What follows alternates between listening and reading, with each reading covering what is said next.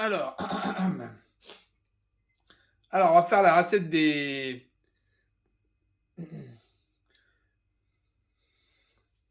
Bonjour, c'est Billy Tonka. On va faire la recette des viennoiseries de Billy Tonka. Alors, d'abord, ce qu'on va faire, c'est parler du beurre. Alors, le beurre, premièrement, le beurre, ce qu'il faut, c'est un beurre Poirin de Château. On est d'accord là-dessus. Mais celui du commerce, de beurre Poirin de Château, AOP, s'il vous plaît. Le beurre Poirin de Château du commerce, c'est 82% ici. Nous, ce que l'on veut, c'est 84%. Alors moi j'ai acheté spécial, ça c'est un beurre spécial tourage qu'on peut acheter dans certaines sur internet. On peut trouver quelques adresses. Sinon il y a le fromager. Vous allez avoir votre crémier, votre fromager. Vous demandez s'il a du beurre sec. S'il a du beurre sec pour un château ou du beurre de tourage, vous demandez. Soit du beurre de tourage, soit du beurre sec. S'il n'a pas de beurre sec ou de beurre de tourage, vous prenez du Charente-Porto du magasin et vous prenez, donc ce sera du 82, donc ce ne sera pas parfait. Celui-là, c'est du 84, c'est fait pour les viennoiseries. On peut le trouver dans certaines adresses, je vous les chercher sur internet. Moi, j'achète à la fermette à Montorgueil. N'y allez pas tous, il y a déjà assez de monde à cet endroit. Et c'est qu'il y a une très bonne fromagerie parisienne. Mais il y en a beaucoup des bonnes fromageries parisiennes.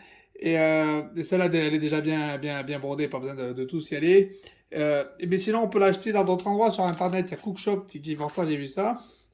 Mais sinon, si vous n'en trouvez pas du beurre de tourage, achetez le beurre pour le château du magasin. Et après, il faut lui donner une forme de carré. On est d'accord que c'est pas le plus simple de donner une forme de carré pour le tourage. Et bien pour ça, vous utilisez un papier sulfurisé, vous faites un pliage en carré et vous essayez de l'aplatir dedans. Nous, on va pas faire vraiment comme ça. Alors, vous partez de la quantité que vous voulez de tourage. Moi, je vais faire 400 grammes de beurre environ. Ah, il y a 1 kg de la plaquette. On va mesurer la longueur de la plaquette. Moi, je vous conseille de prendre ce beurre là si vous pouvez, parce qu'en plus d'être un beurre de tourage, il est vraiment très bon. 30 cm, c'est 1 kg. Hein. Donc 1 cm, c'est 33. Hein, on est d'accord? 1 cm, c'est 33 grammes. On veut 400 grammes. Donc pour faire 400 grammes avec 33, il faut en prendre 10. 10, ça fait 330. Il faut rajouter 2. 3. On va faire 13 environ, 13 cm. Prenez une balance en plus du mètre, hein, parce que le mètre il est intelligent, mais la balance elle est plus intelligente encore. Hein. Hop. Parce que souvent ils sont pas complètement droits les trucs. Alors moi je préfère partir sur un truc bien droit, donc je le prends ici, je le coupe. J'essaie de faire un truc droit tout de suite. Comme ça après, j'ai plus qu'à le couper en deux le carré et c'est un truc très droit. Et hop. Parce que c'est un peu trop épais.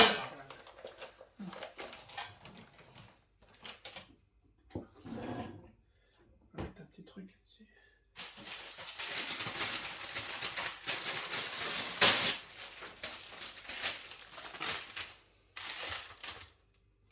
Hop.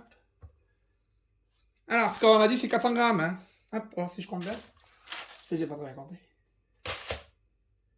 J'ai 410 grammes. Qu'est-ce qu'on fait? On laisse un peu plus, on enlève. Là, je vous laisse faire. Hein. On va peut-être enlever 10 grammes. 20 grammes même. On va essayer. Là, c'est moins de 2 grammes. Attends, c'est pas bon. On recommence. On recommence à peser. Tar hold. Voilà, c'est 418 grammes. Bon, d'abord, on va le couper en deux. Après, on verra. Essayez de le couper en deux dans le sens de la longueur. On a un truc bien carré. Et si ça marche pas, on prend un couteau.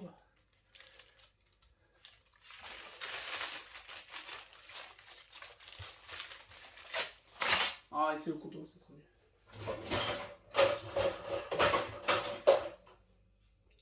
Je fais pas ça tous les jours.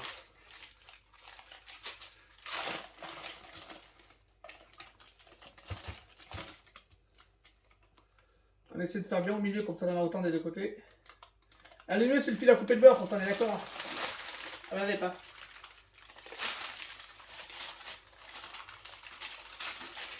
Celui qui a inventé le fil à couper beurre, on est d'accord, il était pas très con. Hein. Il fallait penser, dire, couper du beurre avec un fil. Ah ben c'est pas moi. Hein. Hop. Alors maintenant on va lui donner la forme de carré, bien carré.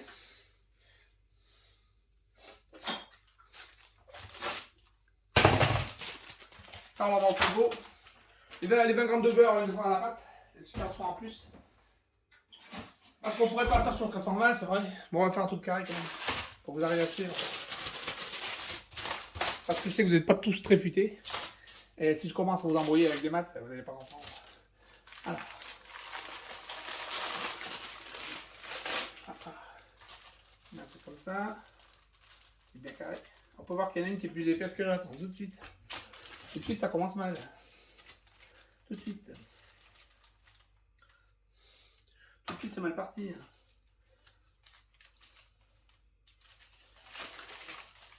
Oh, ça fait 20 grammes cette connerie. Hop. Hop.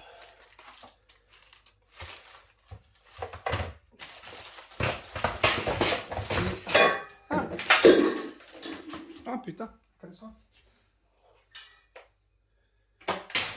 Alors, excusez-moi, c'est un petit peu pas simple à faire. Hop, tar hold. Je me dis, pourquoi il fait pas le tar hold ce coup? Le 20 grammes. Là, j'ai 11 grammes. On va gratter un peu ici.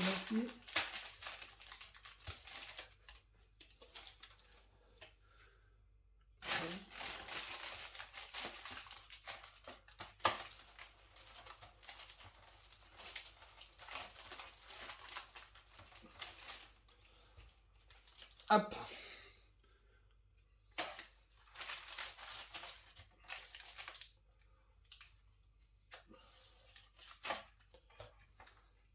Voilà, on va dire que c'est à peu près ça.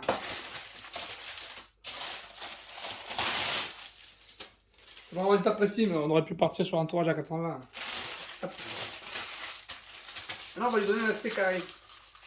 C'est la pliure. Double pliure. Une pliure ici aussi.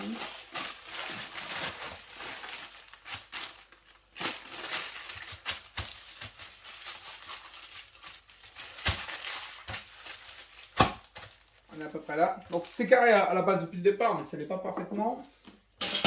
Il n'y a pas de jointure.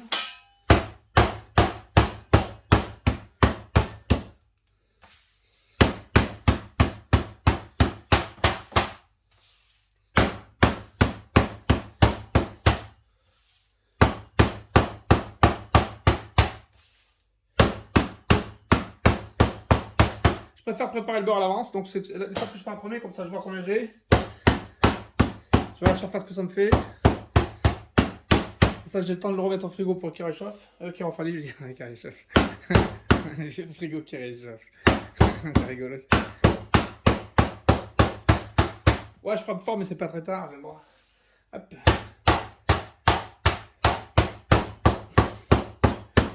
Faut pas faire ça à 3 h du matin. Hop. Ce qu'on veut, c'est quand même qu'il soit assez uniforme. Le carré. Qu'il soit assez carré aussi. Hein. Il y a une pliure qui s'est ouverte là. J'avais pas mis une pliure assez épaisse. Bon, c'est pas grave. Hop, ça on le met au frigo. On le met au frigo. Hop, on le met au frigo. Frigo, non, comptez bien 48 heures en frigo, non? Oh, je les cache. Au frigo, mettez-le le temps qu'il soit froid. Alors, il faut comprendre. Déjà, là, c'est déjà 8 minutes rien que pour ce truc. Pour le beurre, il faut qu'il soit froid. Mais si vous utilisez un beurre professionnel, encore, vous pouvez le réchauffer un peu quand vous l'utilisez, mais pas excessivement.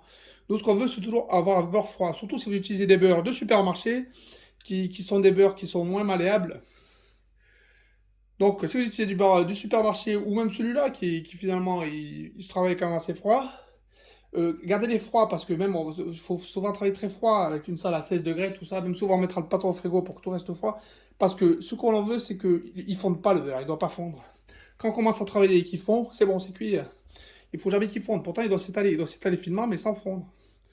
Donc, on doit lutter contre la fusion du beurre. Et donc, le beurre sec dont je parle a un point de fusion plus élevé. Point de fusion, c'est-à-dire le point à partir duquel il devient liquide. Celui-là, ça doit être 32 ou 34 degrés, je ne sais plus. C'est élevé. Et donc, on peut le travailler. Et voilà. Et donc, première étape faite. Deuxième étape, maintenant, on va préparer le lait. Alors, pourquoi le lait? Vous allez me dire, le lait, c'est bon. Parce qu'on veut du lait frais. Mais ce qu'on en veut, c'est que le lait, il soit vanillé. Parce qu'on va mettre de la vanille. Donc, on va travailler un lait avec de la vanille. Donc, c'est la deuxième étape. Donc on va faire un lait vanillé. Et donc, hop, le lait vanillé. Attendez, je fais la pause. Alors, la vanille, combien on en met? Pardon.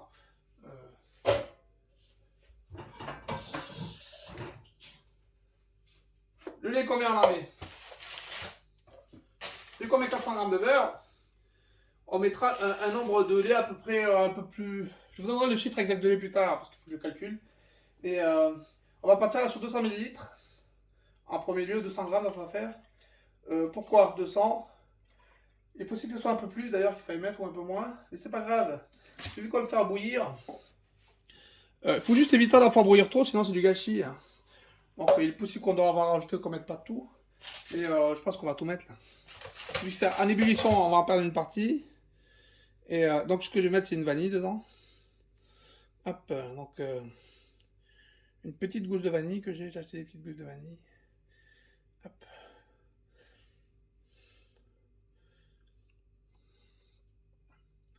Billy Tonka, est un maître pâtissier. Billy Quentin, Billy Tonka, est un maître pâtissier. Billy Tonka.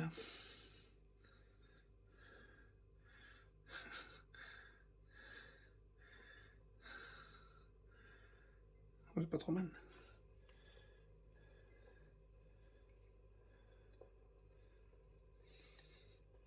Hop.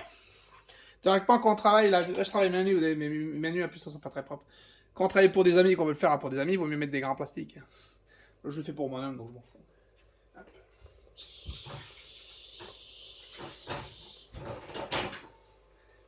Et c'était pas très propre parce qu'il venait des craques la vanille, et parce que j'ai les mains brandées aussi, c'est pour ça. Hop. Je déconne. C'est raciste, ça, d'accord. Non, c'est vrai que j'ai les mains un peu rouges. Mais c'est naturel. C'est pas de la saleté. Voilà.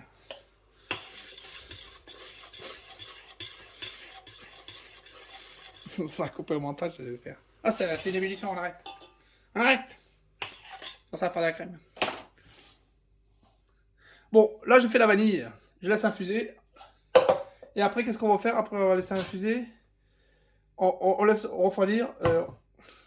On la met au frigo. Et on travaille avec du lait froid. Il faut que, après qu'elle soit mis au frigo, il faut que ça soit froid. Donc il faut attendre que le lait soit froid pour continuer. Donc quand je dis froid, c'est entre 6 degrés, hein, si possible. Ou entre 0 et 10, en tous les cas. Pas du lait à 100 degrés. À plus tard. Un petit aparté pour dire que si j'ai choisi 400 grammes pour le beurre, souvent on propose des recettes à 250 grammes. Moi je suis pas pour. Hein. 250 grammes, on travaille pour pas grand chose. On fait un travail à la con, c'est lourd. Hein. En plus, ça, c'est pas si simple. 200... Je trouve que 400 grammes, on va voir, ça sera plus. On a un truc mieux fait à 400 grammes. Donc, partez sur 400 grammes si vous pouvez, ça. Et, ou à la limite 500 grammes même. Hein. 250 grammes, ce qu'on propose souvent aux débutants chez eux. C'est beaucoup de travail pour pas beaucoup de croissants. Et en plus de ça, c'est pas le plus simple à étaler, 250 grammes. Je veux dire, 250 grammes, il y a beaucoup de bords pour pas grand chose. Et les bords, c'est toujours les bords qui posent problème. Alors maintenant, ce qu'on va mettre, c'est la farine. Alors, ce qu'on va mettre, c'est un mélange de deux farines. En tout, on aura 800 grammes de farine. Et dans la farine, je vais mettre 400 grammes de farine de gruau. Oh, il met un petit peu trop. Et 400 grammes de farine T80. Alors, moi, je travaille avec de la T80. Mais si vous pouvez travailler avec de la T65, c'est plus facile. Mais moi, c'est un choix T80. C'est parce que je préfère travailler avec de la T80. Mais moi, je fais une recette à la T80. Vous pouvez faire comme moi si vous voulez, si vous avez du courage. 400 grammes, ça fera 800. Alors, c'est 400 et 400 parce qu'on a mis 400 grammes de beurre dans le tourage, n'oubliez pas. Si vous partez sur autre chose dans le tourage, il faut adapter. La T80, pourquoi la T80? Je trouve que c'est mieux. Parce qu'elle a un grain plus complet. Et la mienne est faite sur meule de pierre. Alors moi, actuellement, je travaille. Je vais récupérer le surplus pour arriver à 800. Je travaille avec de la farine de chez Bagatelle. Vous voulez un Bagatelle?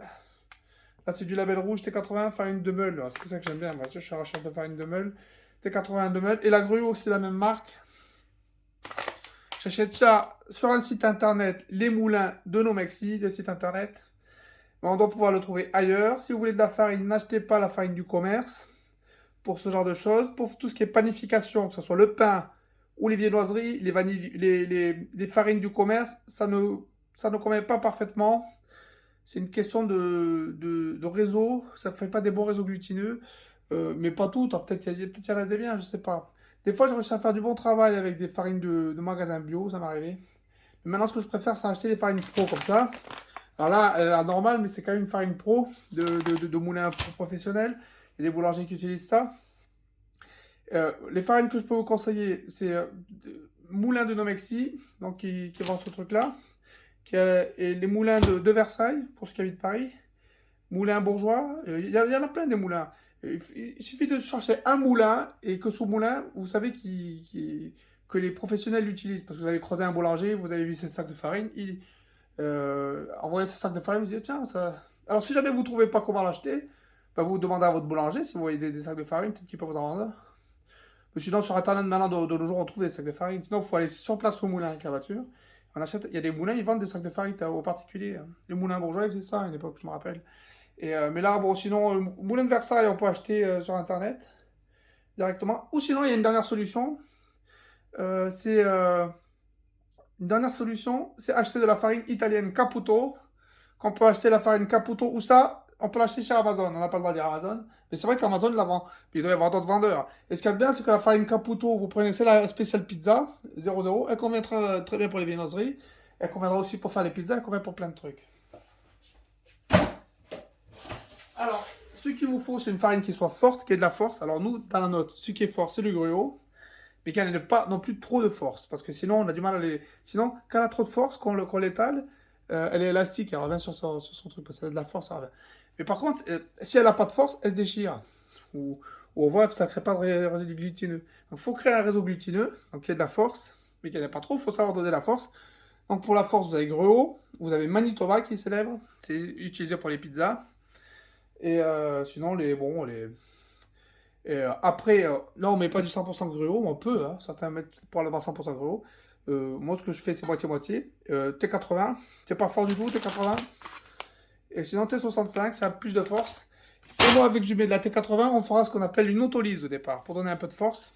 Mais si vous ne faites pas de T80, l'autolyse, vous pouvez zapper. Sauf si vous avez pas, sauf si vous voulez faire une autolyse. Alors maintenant, ce qu'on va faire, maintenant, on va rajouter les autres ingrédients.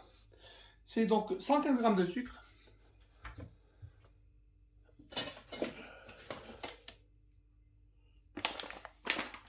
Alors, il faut comprendre. Alors, ça. Bon, je dois trouver le sucre.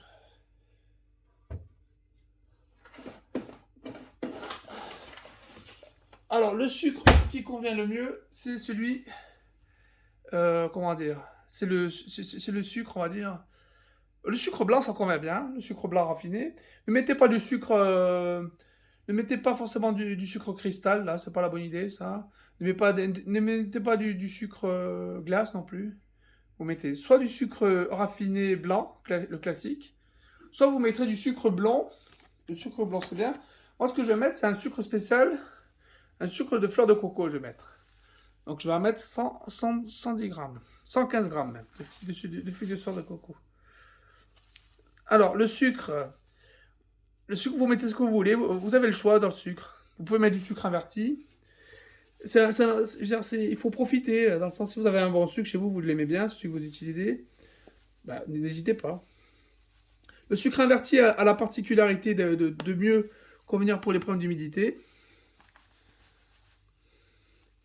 Mais pour les viennoiseries, en fait, comment dire, l'humidité, c'est pas si important de la gérer. Si vous comptez toutes les manger dans la journée, c'est pas utile. Si par contre vous comptez les conserver plusieurs jours, pourquoi pas, vous mettez du sucre inverti. Mais les viennoiseries, souvent on les mange dans la journée, donc c'est rare qu'on voit les... Si vous faites un panettone, par exemple, là ça devient utile le sucre inverti, parce que dans le panettone, il y a besoin de garder l'humidité longtemps. Là, ce que je fais, c'est que je mets un sucre que j'aime bien. C'est donc le sucre que moi j'ai mis, c'est un sucre de fleur de coco, qui a un bon goût. Mais sinon, vous pouvez mettre juste un sucre que vous aimez bien. Après, ce qu'on va mettre, c'est du sel. D'ailleurs, on va faire une petite place là pour pas qu'il y ait trop de sucre pour la levure. On va mettre du sel. Le sel. Alors le sel, c'est pareil que le sucre, hein. C'est pareil que le sucre, dans le sens, si vous avez un sel que vous aimez bien, ben, mettez le sel que vous aimez bien. Mais sinon, vous mettez juste du sel fin. Moi, là, par contre, je fais pas de... Là, je mets juste du sel fin, là. Là, je me casse pas la tête. Alors, combien de sel fin? Je vais pas vous mentir, hein. Là, je fais ça au hasard. Je crois que c'est 16 grammes qu'on avait dit. Je vais vérifier comment c'est. Je crois que c'est 16, ça. 16 grammes de sel fin. Donc là, on en est à 12.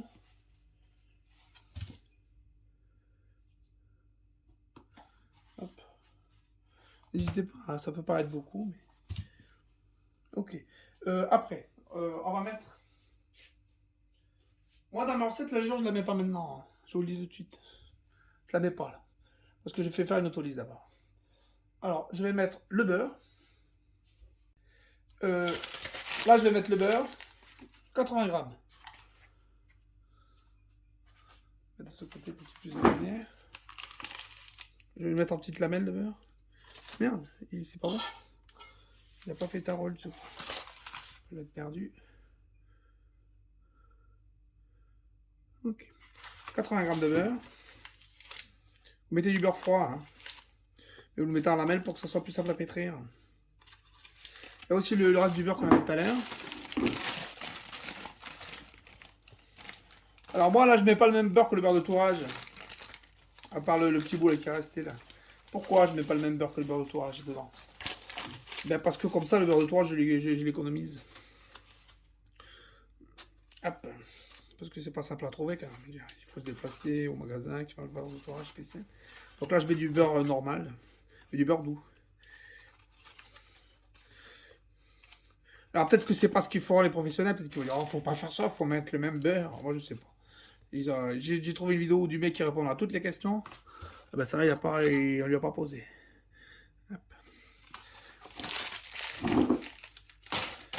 Hop. Sur la précision, en matière de précision, c'est un point qu'il faut préciser tout de suite. En matière de précision, en pâtisserie, on dit tout le temps, il faut de la précision en pâtisserie, respecter tout au milligramme. C'est vrai et c'est faux, dans le sens.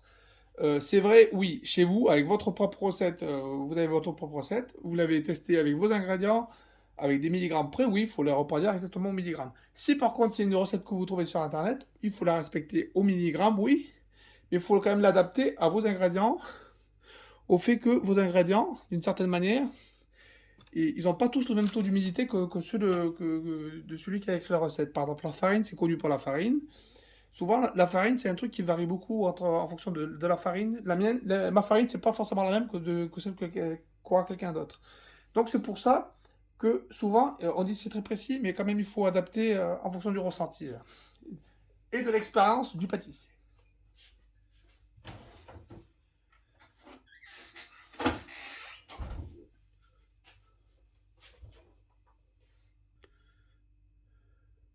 Maintenant, on va mettre les liquides. On va commencer par 160 grammes de lait.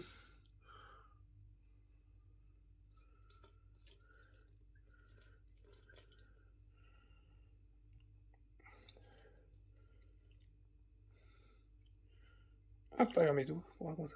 Ouais, ah, j'avais à peu près bien compté. Ça, on racle un peu la vanille, là, pour être certain qu'on ait tout. Le mieux, c'est que... Bon, là, il y a un peu moins, mais il y a 156 grammes de lait. On va compléter.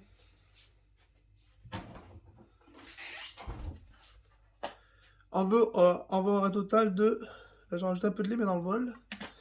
On veut un total, après, de 384 de liquide avec l'eau. Parce que maintenant, on va rajouter de l'eau. Ça va me permettre de racler un petit peu le restant de vanille.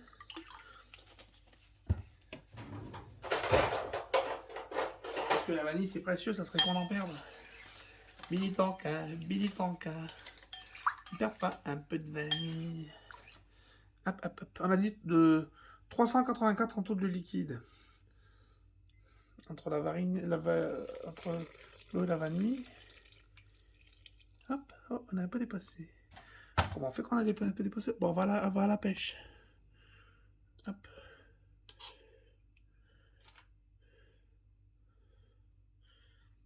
Ah ben, j'ai beaucoup dépassé. Le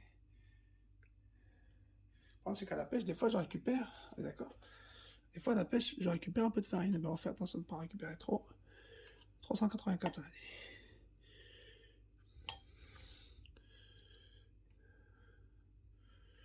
Alors, je te rajoute un poil de farine vu qu'on en a perdu un peu. Ok, c'est bien. Oh, pas besoin de rajouter la farine, c'est bien. Voilà.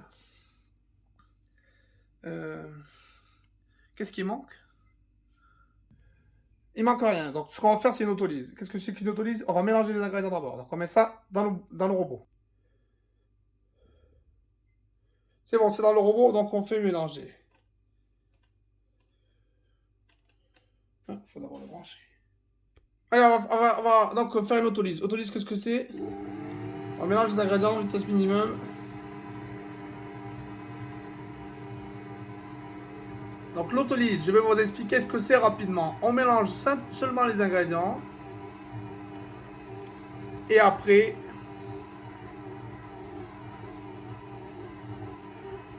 bon, j'ai fini légèrement de le mélanger moi-même à la main. Alors, ce qu'on fait, c'est juste qu'on laisse comme ça et on couvre. Alors pour couvrir, moi je vous conseille d'utiliser des sacs en plastique ou j'utilise directement ça, c'est mieux. Sinon, vous pouvez utiliser des sacs comme ça, là, des sacs en plastique, mais de ce type-là, ceux qui sont tout fins. Et vous recouvrez de telle manière à ce que ça ne sèche pas. Comme ça, l'humidité reste dedans. Moi, j'utilise un truc comme ça, c'est juste un truc pour les poêles, pour couvrir les poêles. Ben, moi, j'utilise ça ici.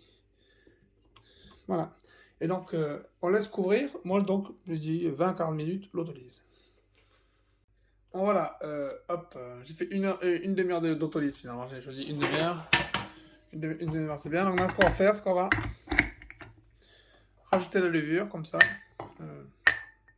Excusez-moi. Hop. Il y a 32 grammes de levure. On les met bien. Alors, on va se dire, ouais, est-ce que ça va bien se mélanger? Ouais, ça se mélangera bien. Vous les mettez bien, ça se mélangera bien. Il n'y aura pas des gros morceaux de levure. Donc, on va battre bien. Hop.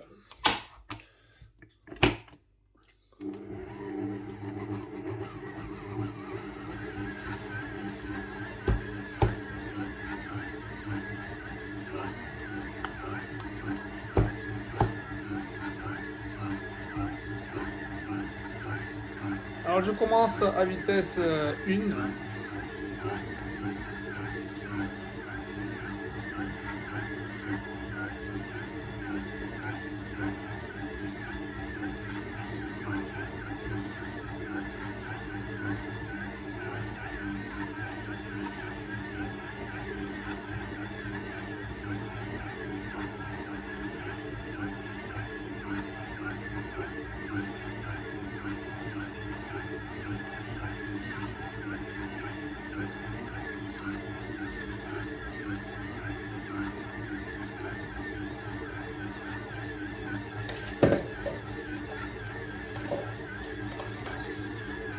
Voilà, pas lecteur.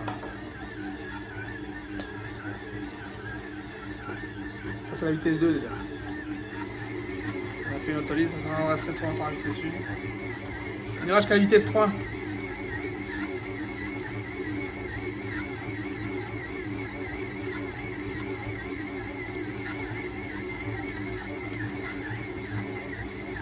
Bon, là, la pâte, elle est pas lisse. Hein. Elle est pas lisse.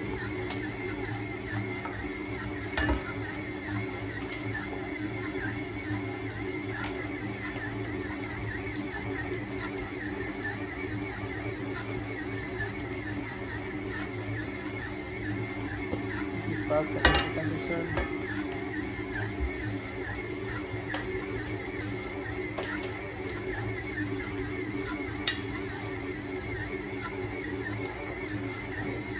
Je vais faire un montage de lumière, mais... Ouais, je fais la pause, on se retrouve à la fin. Bon, au bout de 5 minutes, je passe à la vitesse 3. Comme ça. Ça, c'est la vitesse 3, c'est rapide. Et après, je vais pétrir comme ça 5 à 10 minutes. Faut pas trop pétrir, mais faut pétrir bien quand même. Bon, voilà la pâte, elle est bien lisse, hein, elle est même un peu chaude.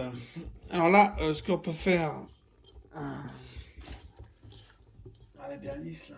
Hop, elle est bien pétrie. J'ai pétri longtemps. Un peu collante, même. Petite pétrie, j'en prends trop. On va juste prendre un bout pour... Hop. essayer de faire le test là comme ça. J'aime bien pétrir. C'est la T80, elle est foncée. Hein. C'est pas trop mal quand même. Oh, c'est un peu déchiré. Mais bon, vous voyez le truc, hein, on peut faire un réseau.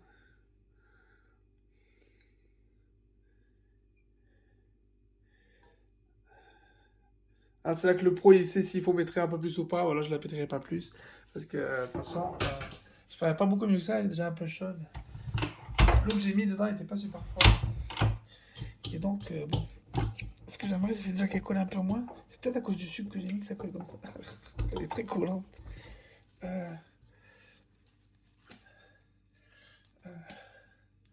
Maintenant, ce que je vais faire, regardez comment je vais faire. Je vais la bouler, mais en rabattant vers l'intérieur. Comment faire avec une mozzarella. Et hop. Vous voyez ou pas? En fait, on rabat vers l'intérieur. Elle est très chaude, là. Ouais, elle est bien lisse, ça suffira. On va donc la rabattre vers l'intérieur. Elle devrait pas être chaude, ça c'est pas une bonne chose qu'elle soit chaude. C'est parce que j'ai mis une eau un peu... qui n'était pas super froide, l'eau. Et parce que j'ai pétri un peu rapidement longtemps. Il y a une grosse bulle déjà. Il y a déjà une bulle de fermentation. C'est la preuve que j'ai pétri trop chaud. Il n'y aurait pas déjà y avoir de la fermentation. Je vais essayer quand même de... Là, je vais essayer de la dégazer quand même. Ou pas. En fait, on s'en fout de la dégazer vu qu'elle a fermenté, je vais mettre. Alors, on la rabat. Parce que bon, de toute façon, on la dégazera à la fin. Donc, on fait comme j'ai dit, là, on rabat vers le milieu. On la pose là. Et on va faire monter une demi-heure. Une demi-heure la montée. La montée, c'est le pointage. Et comme tout à l'heure, ce que j'ai dit, faut pas s'en couvrir. Couvrez, sinon c'est pas bon. Alors, après 30 minutes de pointage, c'est le temps où on laisse la pâte monter. Il faut la dégazer pour faire partir toutes les bulles. On dégaze comme ça, là. On va dessus. Pas besoin de trop la fariner. Hein. C'est un peu déchiré là. J'avais tellement rabattu vers le centre là que ça s'est un peu déchiré. C'est bien d'éviter qu'elle se déchire quand même. Bon, ouais, c'est un peu déchiré. Alors, on dégaze bien. Hop.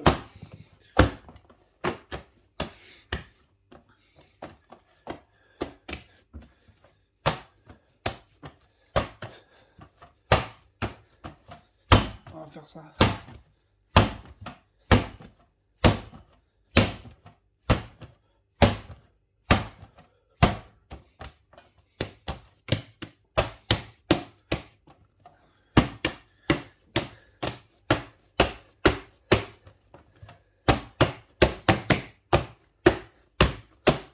On peut tout de suite lui donner la forme qu'on veut. Ou pas. On peut lui donner la forme qu'on veut tout de suite. On va plutôt... on va la réfrigérer plutôt. Là, ce que je la mets dans un sac plastique. Un gros sac plutôt. Alors, on va stopper tout de suite la fermentation. Il y a encore des bulles qui font... D'abord, on dégaze bien. On va stopper la fermentation en la mettant 20 minutes au congèle. Puis après les 20 minutes au congèle, on met tout de suite, après 20 minutes au congèle, on mettra au froid, frigo à 0 degré. Alors pourquoi pas tout de suite frigo? Comme ça, on coupe la fermentation. C'est important de la couper, la fermentation. C'est important de la couper pour éviter que ça fermente. C'est évident. Après.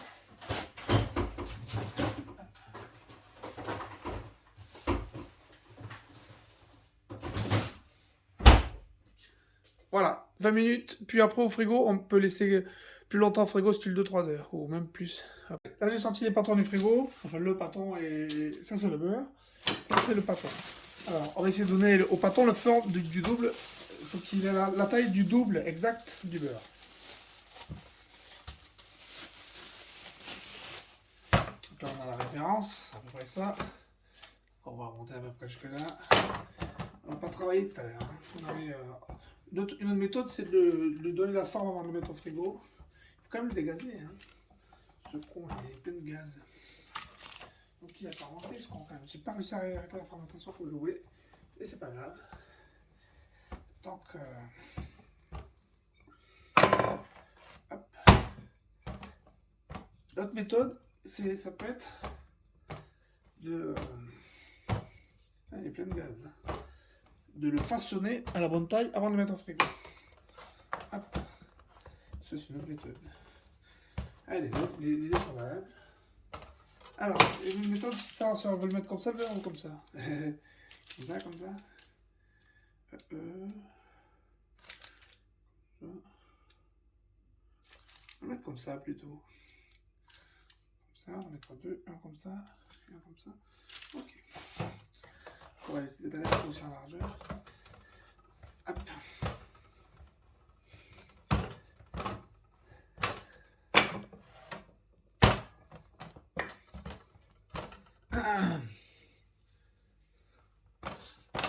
Alors, hop. On va s'appliquer. Il est froid quand même. Pourtant, après, une fois qu'on aura fait ça, on le remettra au froid une nouvelle fois. Je sais pas comment quand on de moi, il y a des déchirures, il est pas super. Ce serait pas magnifique le coton. Du coup, il avait fait un truc qui était plus propre. Du coton.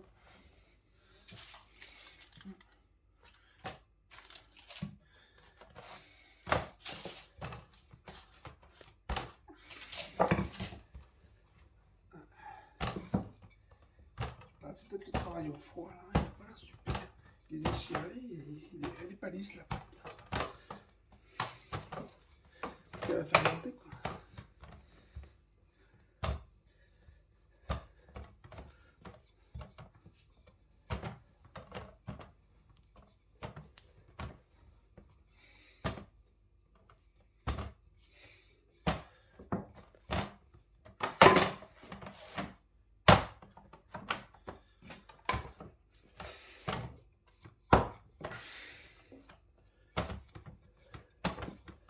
De faire un truc un peu carré quand même. Alors on va y mettre un. Encore un peu plus.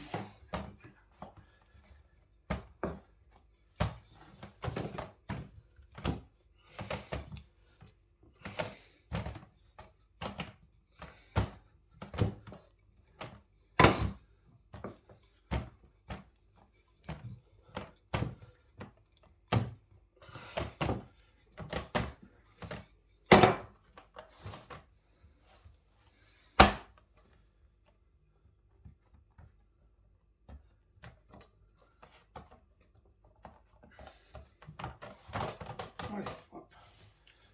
Le truc.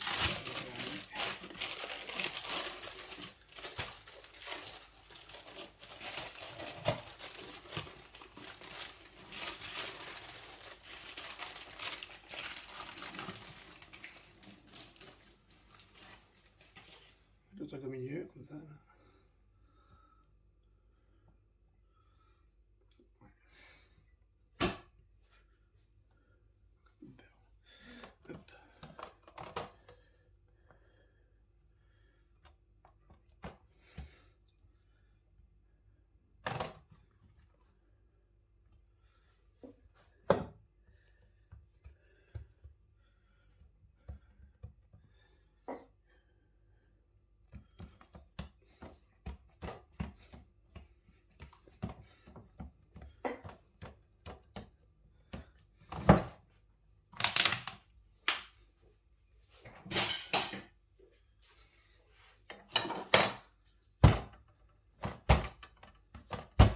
Là, on donne des coups comme ça pour le souder.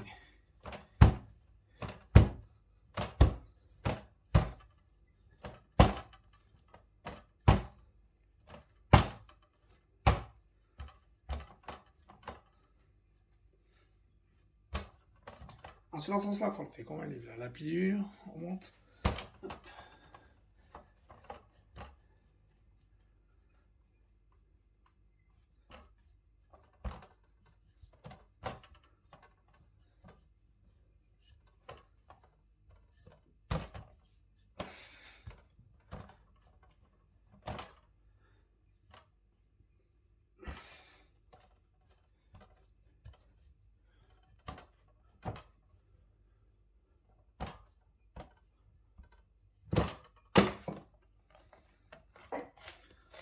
savoir quel était le problème. Si ma pâte elle est pas belle, je retourne mon fou. C'est que elle a fermenté, elle était trop chaude. Elle a trop fermenté parce qu'elle était trop chaude. J'ai trop pétri trop chaud et ça donne ce résultat qui est pas super. Elle se déchire, elle est pas belle.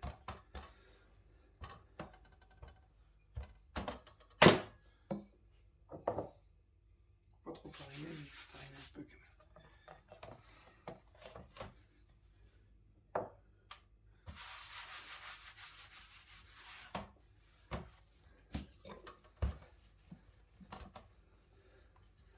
Ah oui, j'ai mis des grosses traces de doigts, faut pas le faire ça. Mais là c'est le début, il y a encore de la marge. Après, il faudra pas faire des grosses traces de doigts comme ça.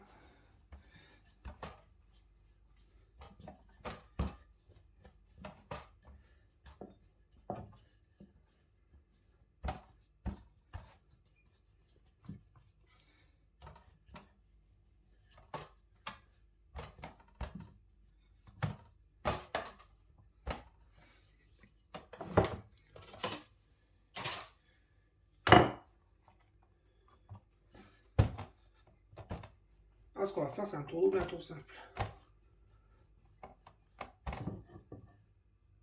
Merde. C'est une catastrophe cette pâte. Je sais pas ce qui s'est passé.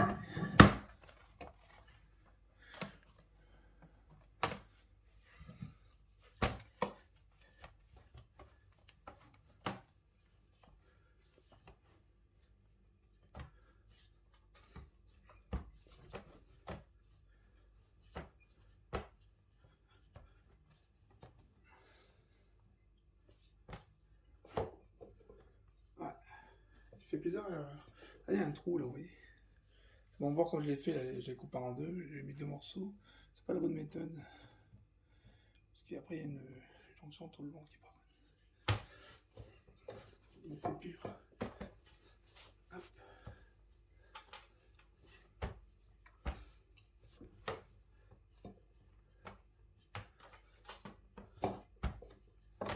C'est la première fois que je fais une pâte aussi ratée. Je la rate pas comme ça.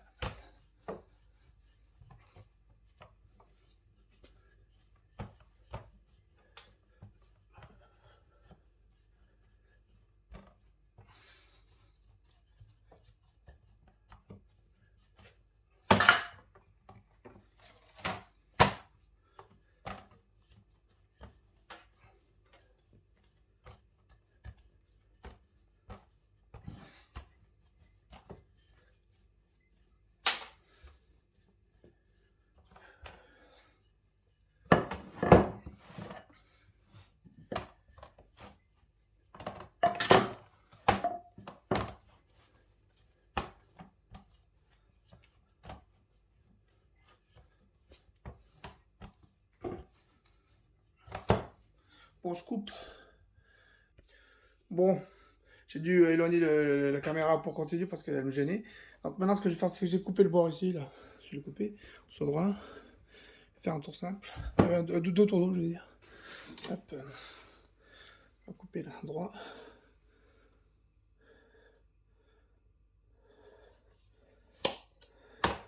C'est comme ça, là. Bon, j'ai vraiment raté ma pâte, je sais pas ce qui s'est passé. Et je coupe des deux côtés le truc. D'abord, on donne un truc comme ça.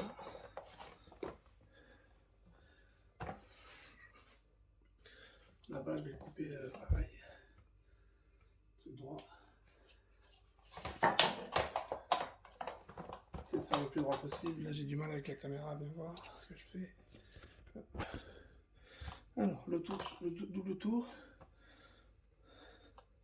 Le mieux, c'est faire 2 tiers, 1 tiers. Ne pas être trop près du bord. Du centre, plutôt. On va essayer de faire un truc comme ça. Hop.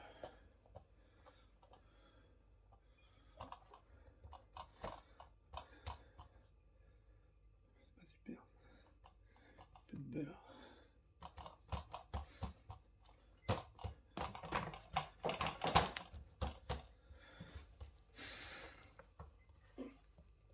Ça, c'est un tour double.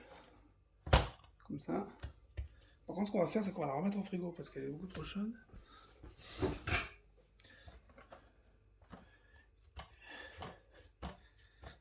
Juste couper les bords.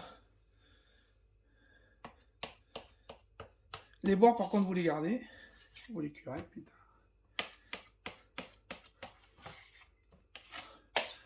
C'est moins joli, mais ça se mange.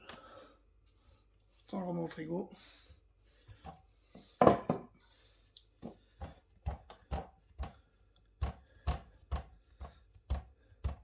Elle n'est pas bien, ma pâte, elle n'est pas bien. On va essayer d'en faire quelque chose. Alors, mince. Partir, on va essayer d'étaler cette merde là. Hop. On va faire un tour simple. Hop. Moi je retourne souvent parce que ma plaque elle colle.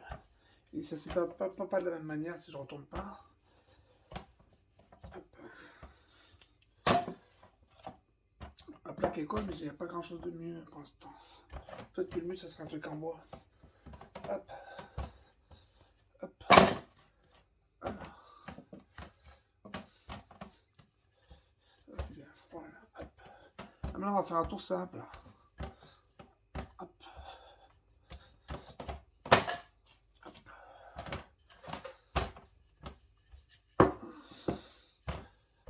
Il faut essayer de faire des trucs bien droits quand même. Il faut régulièrement le ramener à droit. Ça reste bien à droit.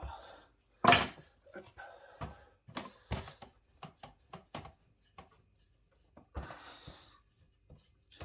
Tout à l'heure, on a fait un double tour, j'espère que vous avez compris. Si vous ne savez pas ce que c'est, vous cherchez sur internet, sur l'application double tour. Là, on va faire un tour simple. Il y a deux solutions. Hein. Soit vous faites trois tours simples. En fait, il y a trois possibilités. Soit vous faites trois tours simples, soit deux doubles tours, soit un double tour et un tour simple. La solution la plus préconisée, la plus simple pour des débutants, mais également celle qui donne un très bon résultat, c'est un tour double puis un tour simple. C'est celle qui est appris dans les écoles et celle qui donne un très bon résultat souvent. Là, j'ai un peu écrasé, faut faire gaffe. Faut faire gaffe avec les grands doigts là qu'on écrase.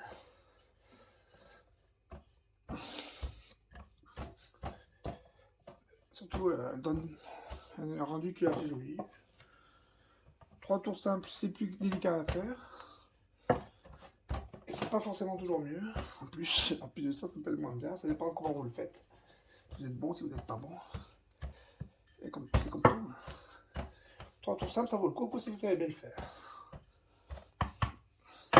Et encore, malgré tout, même si vous savez bien le faire, ça a des avantages et des inconvénients. C'est pas... Il y aura un feuilletage plus dense. Donc on verra peut-être moins bien les feuillets. Donc des fois, il y aura un aspect plus... En bouche, ça sera peut-être mieux. Au visuel, c'est pas forcément mieux.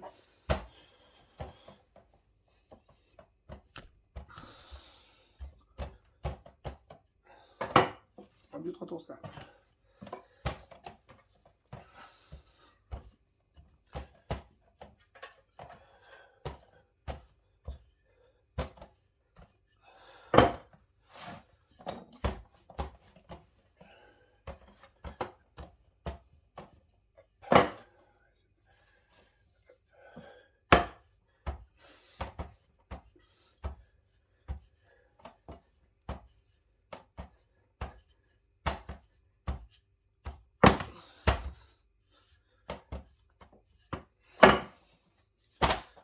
Moi je suis un gourmand, j'ai pas beaucoup de place, j'ai oublié de faire des trucs comme ça, là je replie un peu.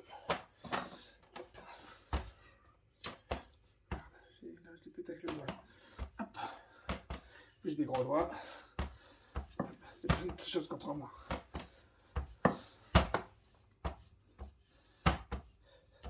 Hop. Je vais essayer de faire un peu le milieu là.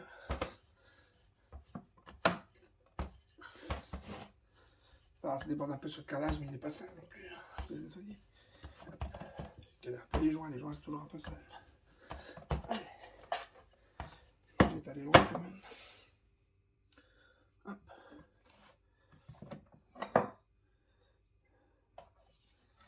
Fait plus propre.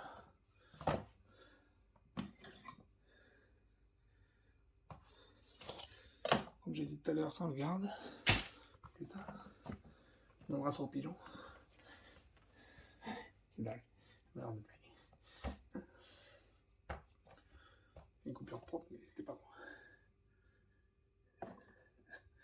c'est dangereux de faire des... Hop. Ça, c'est un tour simple. C'est comme ça, un tour simple. Faut pas dire à vos grands-mères. Hein. Après, on va en faire ça tout le temps, des tours simples. Mais c'est quand même ça, un tour simple.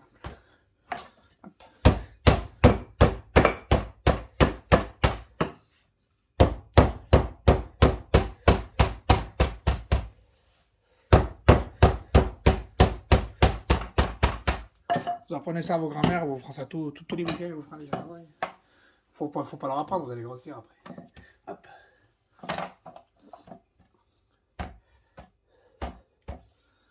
Alors, on coupe les bords ou on les coupe pas? On va faire un truc joli, un truc pas mal. On coupe les bords, c'est bien. J'aime bien couper les bords. Ça, on voit les filettages. On va remettre ça au frais. Oh, le filetage qui commence à se faire, là, vous voyez. Hop. Pas obligé de couper les bords. Hein. Moi, je fais ça pour un travail plus propre.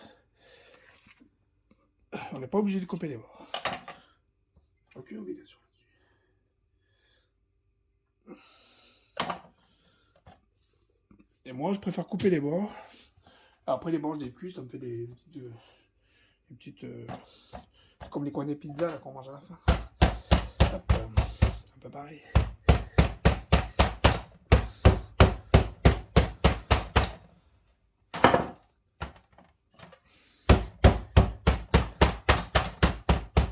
Travail.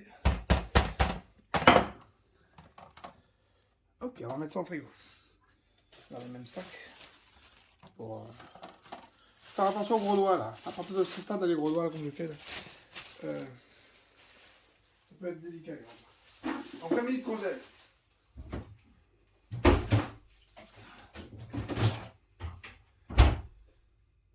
« 20 minutes congèle, puis 20 minutes frigo. J'ai pas du tout fait ce que j'ai fait. Hein. Je sais que 10 minutes au congèle, même pas au frigo. Ce que je vais faire, c'est que je vais le faire en 2 fois. Hop, ça sera plus simple. Je l'étale une première fois, puis je mets au congèle après. Hop. Pourquoi le faire en 2 fois? Parce que c'est mieux. Parce qu'on va l'étaler bien bas. Là, moi, j'étale dans tous les sens, moi, je m'en fous. Hop. Il faut penser à la retourner à ce moment-là. Tu le fais là. Il faut le faire plus que d'habitude, sinon ça remonte, ça s'aplatit. Et après, vous avez une sorte d'aplatissement des feuillages sur les côtés qui n'est pas très élégant. Là, le feuillage, il n'est pas bien remonté d'ailleurs. Il y a une partie où il n'y a pas tous les feuillages. Hop. C'est encore le temps de le rattraper. Bon, ils redescendront. Hop. Donc j'ai dit que je le faisais en 2 fois. Qu'est-ce que ça signifie? 2 fois. Ça signifie que d'abord je le descends bien, puis je le mets au frigo, puis je le descends encore plus bas. Et pourquoi il faut faire comme ça? Parce qu'il faut travailler bien froid. Et que ça va se réchauffer. C'est pour ça que le froid, vous gérez comme il faut. Comme vous voulez, en fonction de la table. Vous voyez si elle est froide ou pas. Là, chez moi, il fait pas très froid aujourd'hui. Il fait un peu chaud. Donc, vous adaptez. Hein. Il faut adapter le froid en fonction de votre froid. Il faut juste que la pâte soit froide. Elle doit être à 3 degrés, quoi. Tout le temps. C'est le mieux.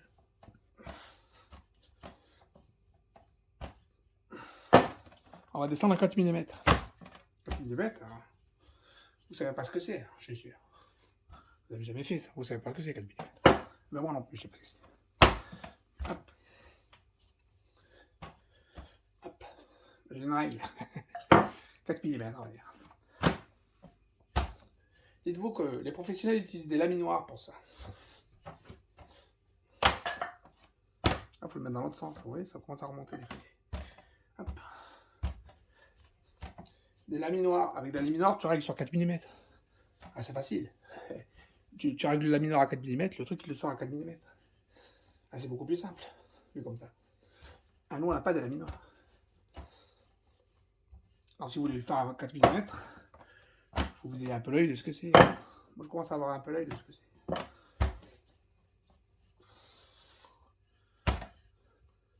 Vous pouvez faire plus épais. Hein. Faut pas descendre en dessous de 3 mm et demi. Parce qu'après, ça commence à devenir trop fin. Ça marche moins bien. D'autres coups, j'avais essayé avec un lamineur à pâte alimentaire, pour faire des spaghettis, des trucs comme ça. Ça avait fait trop fin. Pourtant, j'avais mis le truc le plus épais possible. Mais ça avait fait trop fin. Et le résultat, c'est que c'était moins bien. C'était trop fin. Pour ceux qui étaient plus à plat à la fin. Hop. Donc, des fois, le mieux, c'est l'ennemi du bien.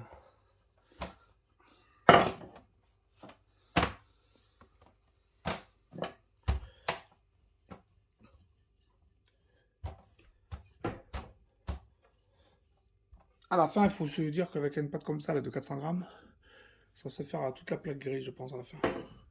En taille, à peu près. Ou presque. Quasiment. Une fois que ça sera tout détaillé. Si en plus j'arrive à être un peu régulier, quoi, ce qui n'est pas certain. Je suis pas toujours très régulier à mon travail.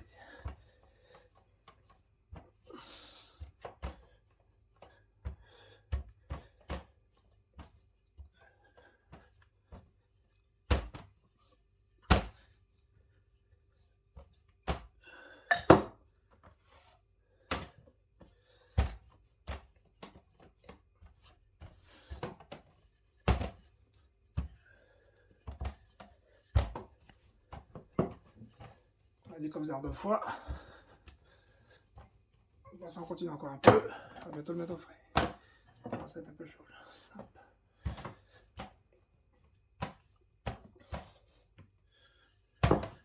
Quand il est plus chaud, la pâte, on voit qu'elle devient plus élastique.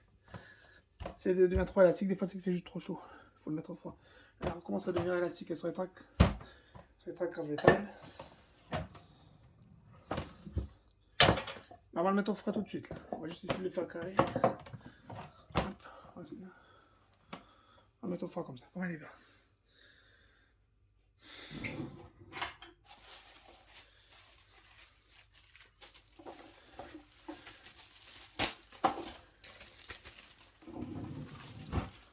Je fais à nouveau parce que tu commences à être humide. On le met au froid. À ce coup-ci, on va le mettre au froid. Il faut qu'il soit bien froid à ce coup-ci. Il ne faut pas hésiter. À la fin, pour le dernier étalage, il faut bien que ce soit bien très froid. Comme ça, on fait un beau façonnage.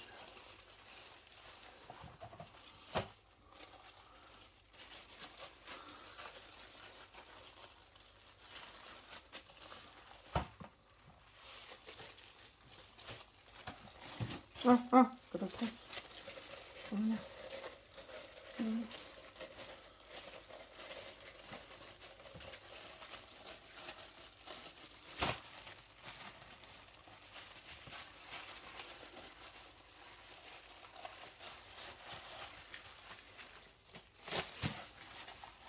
Oh merde, j'ai tout explosé là.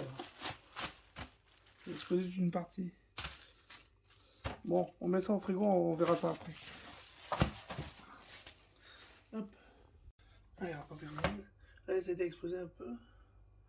Faut pas de barre qui sort non plus. On va essayer de le terminer comme ça. Hop. Quand ça s'explose, on découpera la partie. Hop.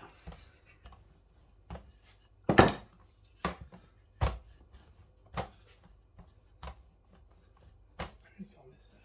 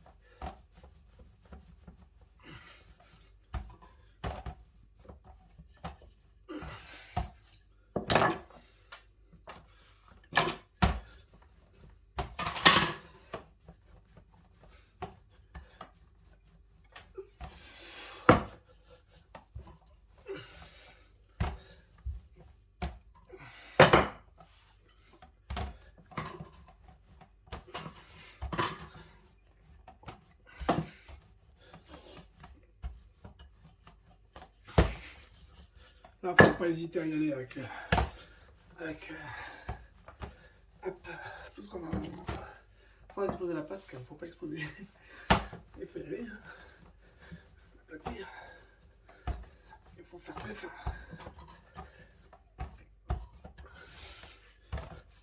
Hop. Sans sport. Hop.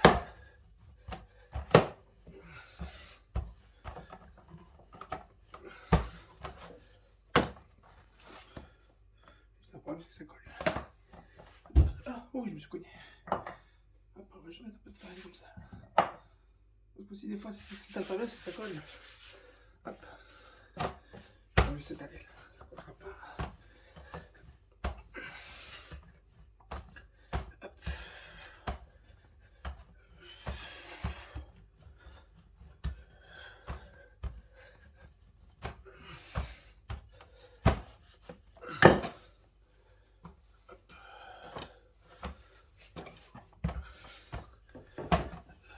Ça a pris une forme bizarre hein, depuis le départ, là, c'est arrondi. Hop.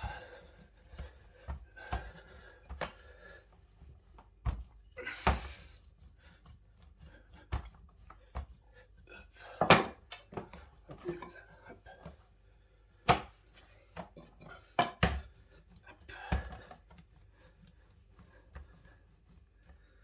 Oh, c'est pas ma meilleure part à ce jour. Hop. Ça fait bien mieux par le passé. Mais ça sera la mieux à la fin. Ce que j'ai fait mieux par le passé, j'ai tout raté après. Hop.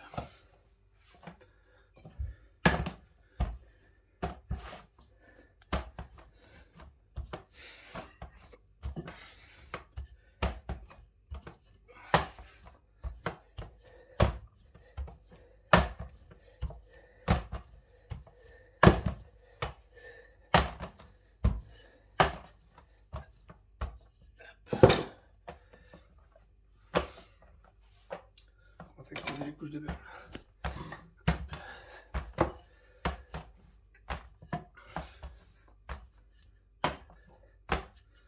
Allez, c'est bien comme ça.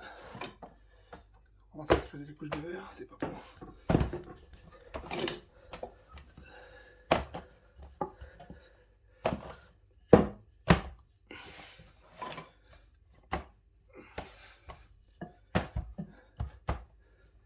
Hop.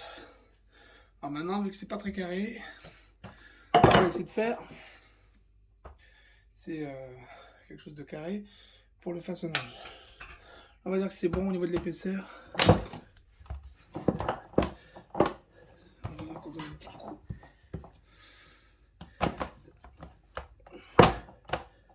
Hop. Hop. Bon.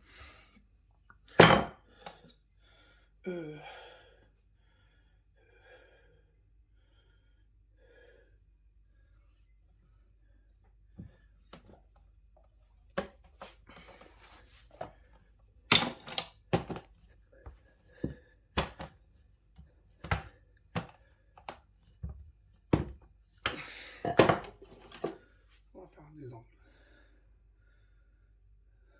Ça comme ça. Ça comme ça.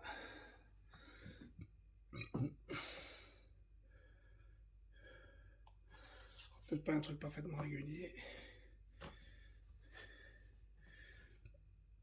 Ce sera un mini croissant celui-là.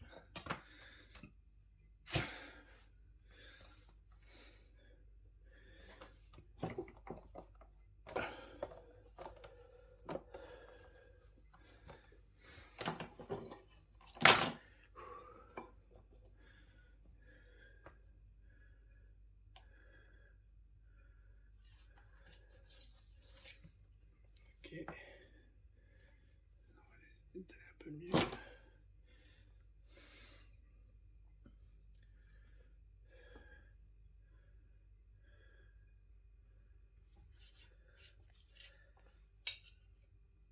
Je fais n'importe quoi. N'importe quoi ce que je fais. Ce sera à nouveau pas régulier. Bon, c'est pas grave. Hop. Faire un gros croissant.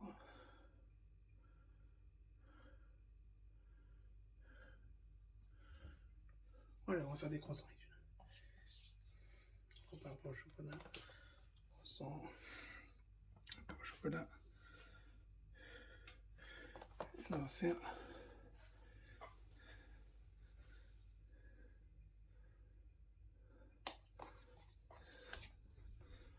Ça va le faire.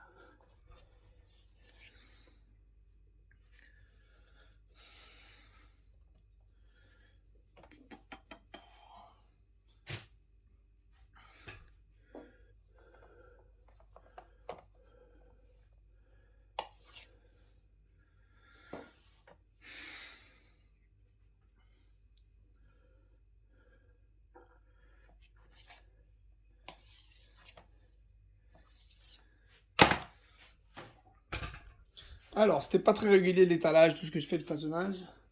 Mais c'est pas grave, on va essayer d'inventer un truc parce que c'est vrai que c'était pas super. Euh,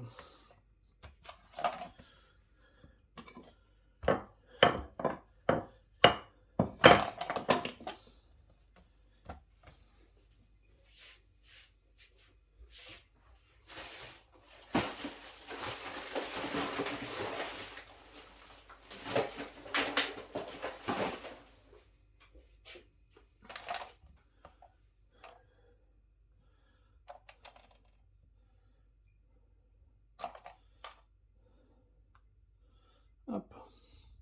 Je façonne un peu au chocolat. Je vais faire un peu régulier, malgré que c'était pas régulier la découpe.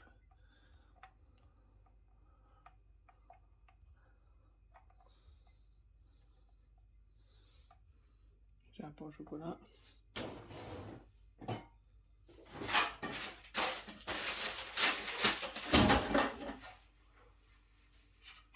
Je vais mettre là-dessus.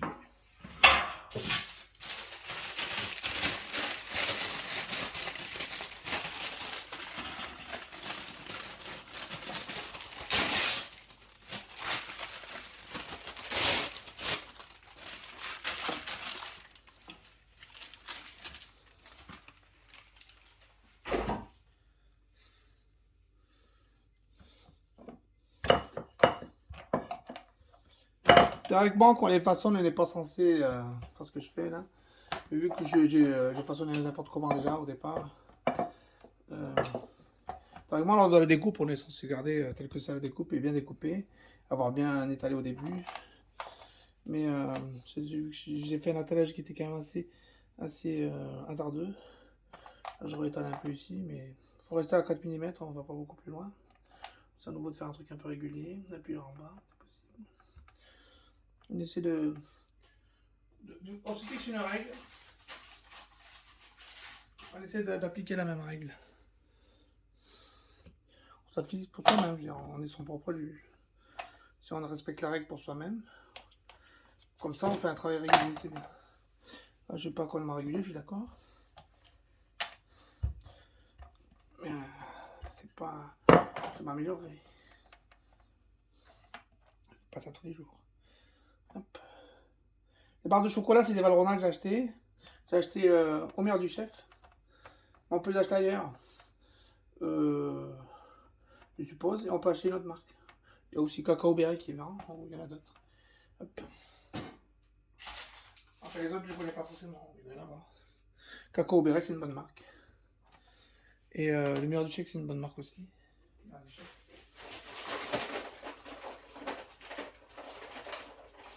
Je veux dire Valrhona. Valrhona, c'est une bonne marque. Cacao Berry, c'est une bonne marque. Tout ça, c'est des bonnes marques. Mais il y a la différence majeure entre toutes ces bonnes marques, c'est qu'elles n'ont pas toutes les mêmes prix. Je vais vérifier ce que vous préférez. J'ai pris Valrhona, c'était peut-être la plus chère sur le moment. La Cacao Berry était moins chère. Mais vu que le Valrhona était plus cher, bon, moi j'ai eu la Valrhona. Et surtout que c'est pas très cher, c'est pas pour ce que c'est moins cher que du chocolat. Justement, de luxe, c'est pas le prix du chocolat de luxe, c'est le prix du chocolat pas cher. Donc, qu'en pensez alors? Pourquoi acheter ça? Pourquoi pas mettre du chocolat pas cher? Parce que c'est du chocolat prévu pour ça quand même. Prévu pour la cuisson, pour résister à la cuisson. C'est un chocolat qui est prévu pour résister à la cuisson. On va mettre le petit truc en dessous comme ça. On en met un comme ça. Chocolat prévu pour résister à la cuisson. Alors moi je vous dis, faites ce que vous voulez dans la vie. Mais si les pros font ça, je pense qu'on peut faire ça. Acheter ça. Le chocolat prévu pour la cuisson. Après, il n'y a pas une obligation non plus.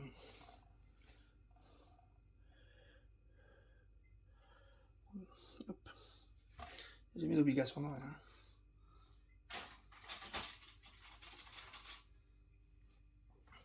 Le problème, c'est que ils sont un peu tendus, là, mes trucs.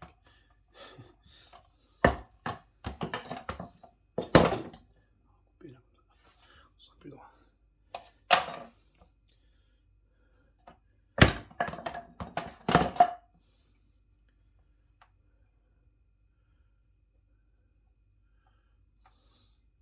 Aucune obligation de rien. La seule obligation que vous avez, c'est de bien faire les choses. Hop. Sinon, on ne pas les faire. S'appliquer, on va dire. Hop. Mais c'est face à vous-même. Vous le faites pas. Alors, toutes les coupures, comme j'ai dit, je les cuirai après. Hein. Ce sera moins joli, mais ça se mange pareil. Hein. C'est la même chose. Si vous voulez qu'il y ait moins de coupures, ben vous êtes plus précis que moi. Moi, je compte m'améliorer plus tard pour qu'il y ait moins de coupures. Pour que ce soit plus précis. Là, théoriquement, ce qu'il faut, ça arrive à 4 étages. Là, j'en ai 2. 2, c'est nul. On va le refaire, c'est nul, c'est 2. Je peux pas faire 2 étages. En même temps, il n'était pas très grand. Hop. 1, 2, 3. Bon, il y a 3 étages. Le but, c'est 4. Mais là, théoriquement, le croissant, c'est pas ça la taille. Hein. Quand on les découpe, ils sont censés arriver beaucoup plus haut. Donc c'est normal qu'ils soient pas beaux le croissant. J'ai mal fait la découpe au début. Ça avait une forme particulière. Théoriquement, il faut une découpe beaucoup plus longue. C'est pour ça que je les étale un peu plus. Il faut qu'ils soient plus grands. Mais théoriquement, un croissant, c'est une découpe beaucoup plus grande.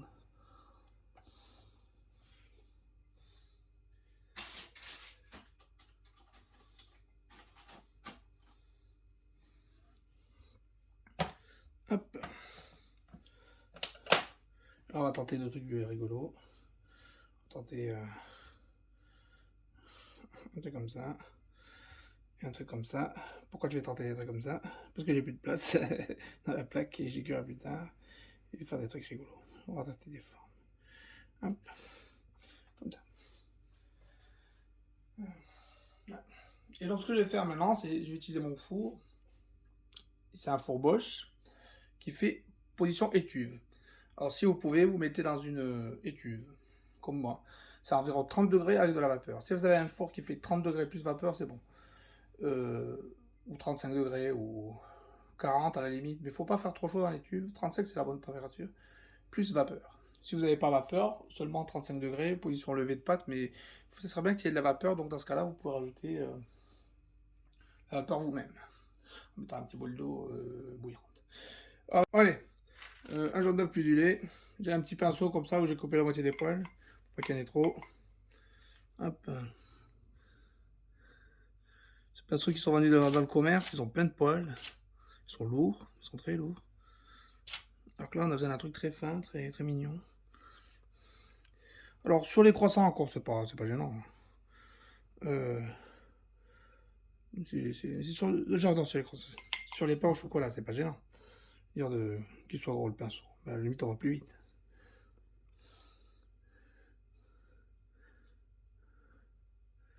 Donc, théoriquement, ce qu'on est censé faire, c'est pas faire sur les bords. On fait dessus, mais pas sur les bords, pas sur les couches de bord. C'est pour ça qu'il faut un truc précis. On a mis une petite couche, vu qu'après on va rehuiler après l'étuve. Donc là, on essaie de faire sur les bords. Mais non, dessus, mais pas sur les bords. Je veux dire. Non, on essaie de faire dessus, mais pas sur les bords. Je vois rien du tout. De la caméra là, qui fait de l'ombre. On voit déjà un peu mieux quand même. On évite les coulures. Dessus, pas sur les bords. On évite les coulures. S'il y en a qui sentent l'âme de peintre, dites-vous que quand on peint les choses, peinture à bâtiment, tout ça, qu'un type un jour il a peint une chapelle Sixtine, ça relativise qu'on a du mal À pas déborder. Bon, moi je dois. Là, on est comme à la petite école, hein. On ne doit pas déborder, c'est tout ce qu'on doit faire. Et déjà, c'est bien difficile. Comme à la petite école, on ne doit pas déborder. Bon, comme je disais, il y aura une deuxième couche après l'étuve. Ça sert à rien de mettre une couche trop grosse. Juste une petite couche pour que ça soit humide. Et pour. Elle n'est même pas obligatoire la première couche. Certains la font pas. Ça dépend de combien ils travaillent. Mais par contre, la deuxième, bon. C'est de la rapprocher. La deuxième. La deuxième. Enfin, faut au moins en faire une. Faut la faire quelque part. Il vaut mieux la faire après qu'avant, je crois. Et moi, je fais les deux. J'en fais une avant, une après. Ah, ça a coulé. J'ai trop mis sur le pinceau.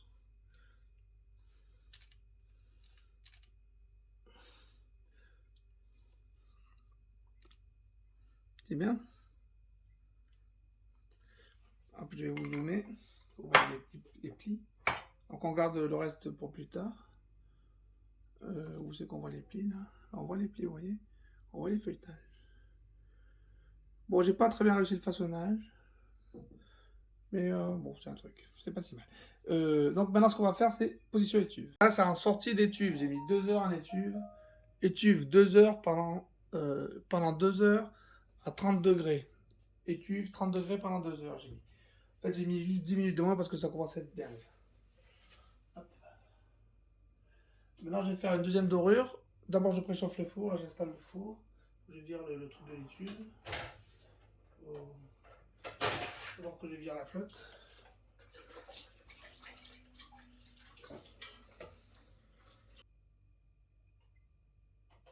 Chaleur tournante 180, je vais faire. Et pendant que ça préchauffe, je fais préchauffage rapide d'ailleurs.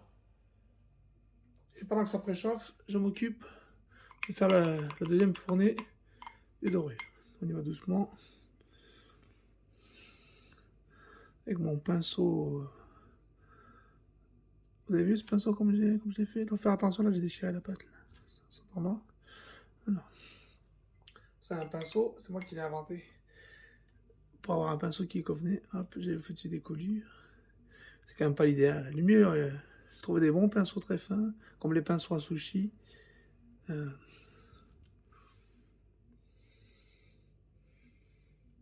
bon, c'est pas trop mal quand même. Faut prendre le coup de main. Ou sinon, vous pouvez acheter une buse. Une buse, une buse, genre un truc, une sorte de pistolet quoi. Pistolet avec une buse et vous aspergez. Aspergez. Ouais, aspergez. Ouais. Vous aspergez avec la buse. Mais c'est pas les bulles que j'ai aspergées, c'est pas ce que je dis. Faut pas tout mélanger. Ah non.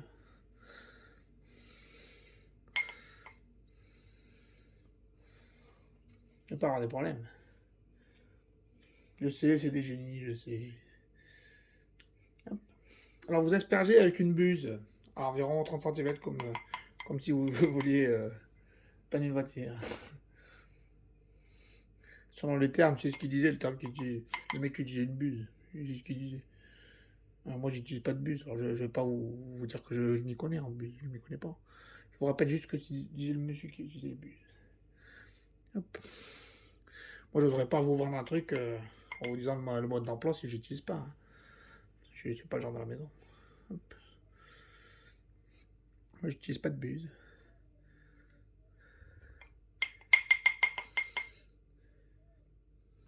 Là, j'ai aplati, là. Faut éviter de mettre les gros. Là, c'est ce que j'ai fait, c'est pas bien. C'est pas un bon mouvement. C'est pas un pinceau très fin que j'ai, mais c'est ce que j'ai de mieux. Il faut éviter qu'il y ait trop de poils, c'est lourd les poils.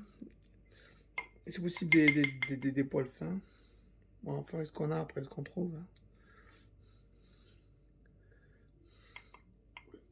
Où j'en suis là? Celui-là, je les ai pas fait, je crois.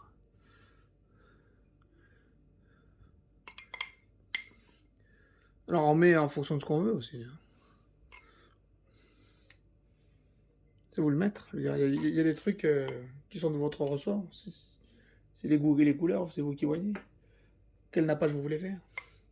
Nappage chocolat, nappage pistache.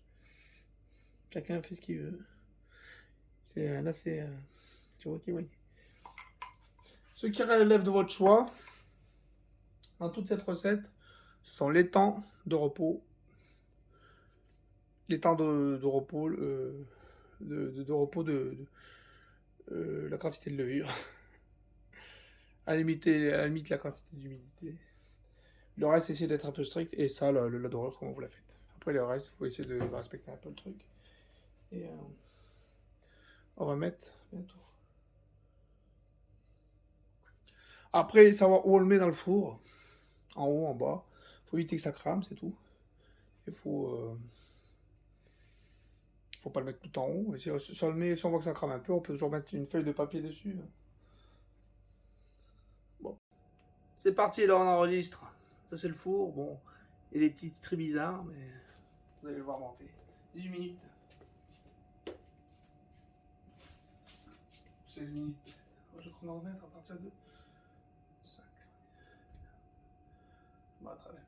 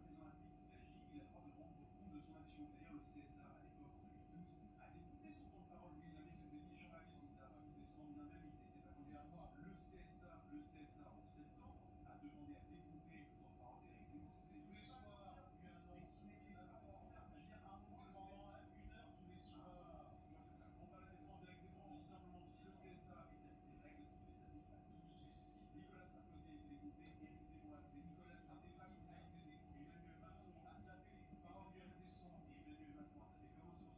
Comme un sourd sur ses attaques. Absolument. Il a fait politique politicienne.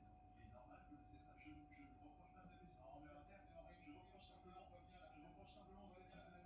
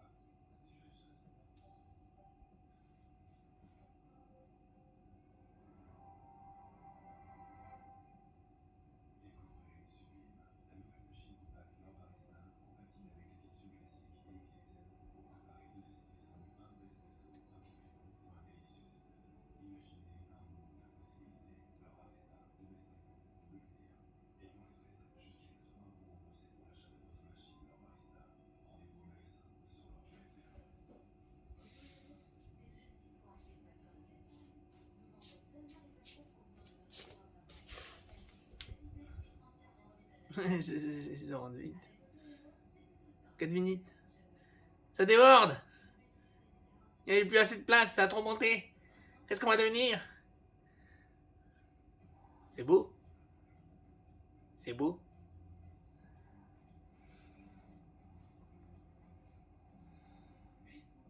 C'est mes plus beaux réussites là. C'est mes plus belles réussites. Ça, c'est ce que j'ai fait de mieux. Ah, ça c'est la plus belle réussite. Donne-nous les codes à les codes à s'il te plaît. Les codes canal c'était blanc, blanc, vert. Ça a changé les codes canal. Maintenant c'est chef, chef, chef.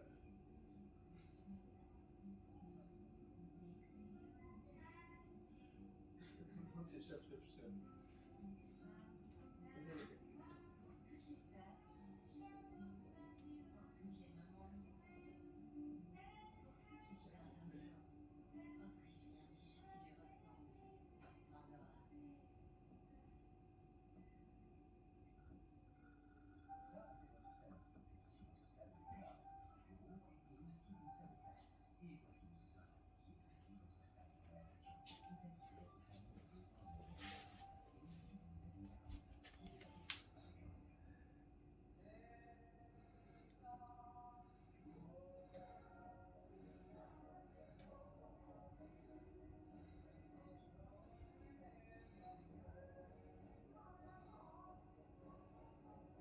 Allez, 1 minute de plus, ça sera bon.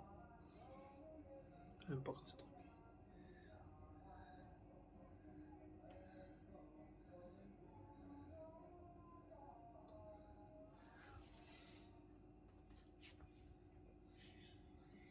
Ah, je suis fier de moi.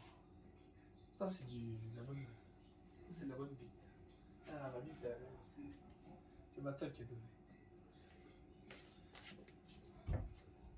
Et tu veux la thérapie pour ça, je suis d'accord. Là, je continue. T'aimes pas ça qu'on parle de.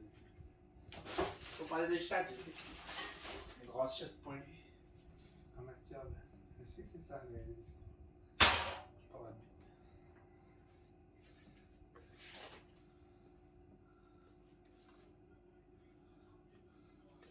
Allez, on va les sortir. Bon, ils sont un peu comme ça, ils sont collés les uns les autres.